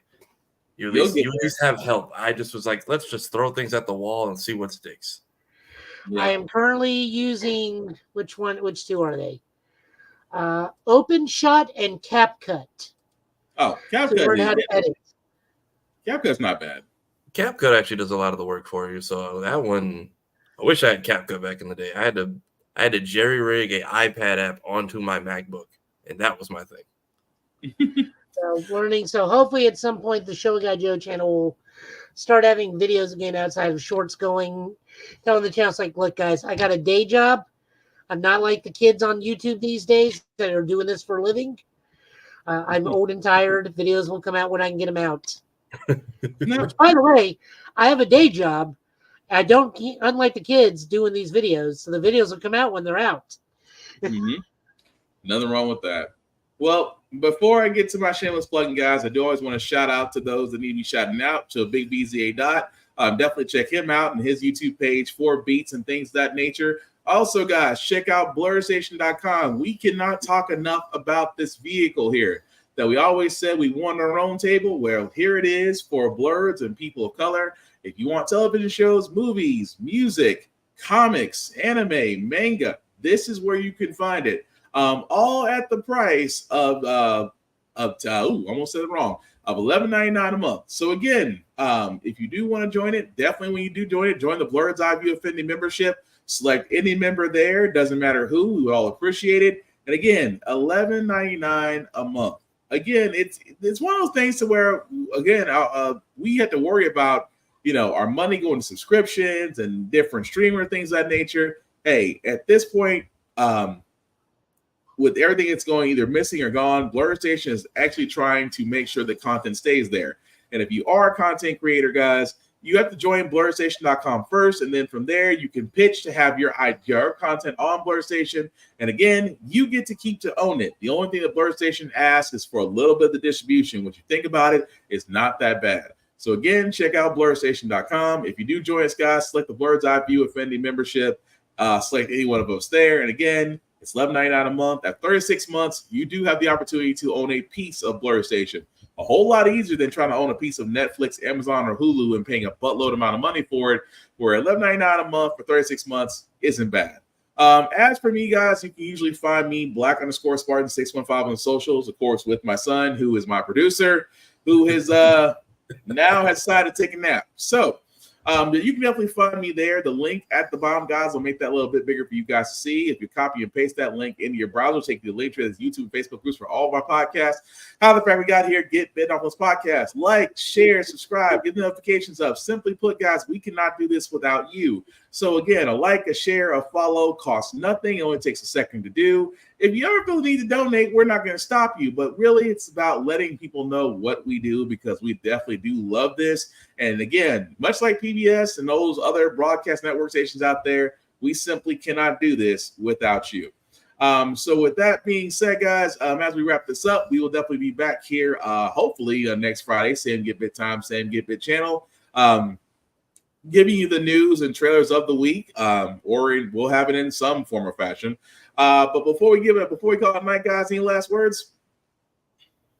Spider-Man 3 is back in theaters. If anybody wants to go see it, always worth watching. Joe? I don't think I can take that much Toby dancing. Did anybody, whoever's been keeping up with Oblivion Battery, you do get to see Studio Mappa recreate Goku going Super Saiyan in full glorious fluid animation. There's actually a whole comedy skit where one dude just straight transforms into Goku and then does the whole Super Saiyan transformation sequence. Nice. Well, with that being said, guys, last and thing it's in Studio Mappa, so you know it's going to look gorgeous. Oh yeah, absolutely. But the last thing we'll say about Give It Podcast, guys, we are all about sharing fandoms. We love them, we support them, we debate them, we argue them. The last thing we want to do is be toxic gatekeepers or simply put down people whose tastes are different than ours. Simply put, guys, there is a reason why we encourage folks to get into cons, to get into comics, mangas, video games, things of that nature, because we want more cohesion, more collaboration. Simply put, accept everybody's choices, discuss it without actually being hateful about it, and above all else, don't be a dick. That being said, guys, that's going to do it for this podcast tonight. I've been Will. He's been Joe. He's been Tafari. We'll catch you guys on the flip side. Take care of yourselves and each other. We'll all get through this. Peace.